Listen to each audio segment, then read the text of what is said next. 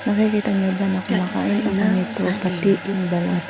Yung balat kasi ay napagdudulot natin sa may ulcer. Kung may ulcer ka, maganda to para sa ulcer.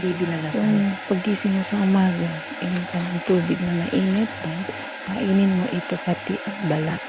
Pag nakakain ka nito ng balat, kahit twice lang ang week, tingnan mo kahit anong ulcer mo is mapapagaling niya. Totoo to.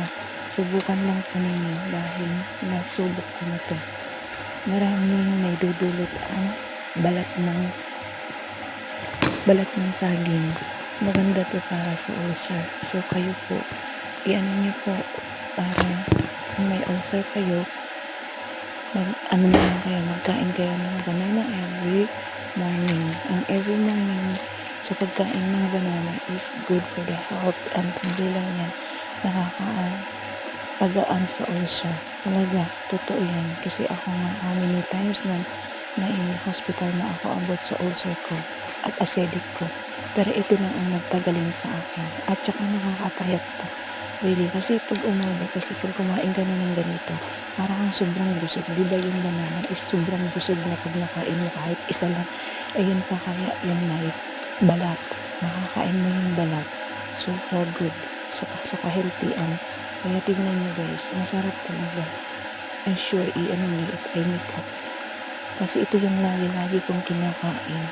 Pero how many months, hindi siya kumikina na yung ulcer ko dahil ito. Pero talagang nakaano sa akin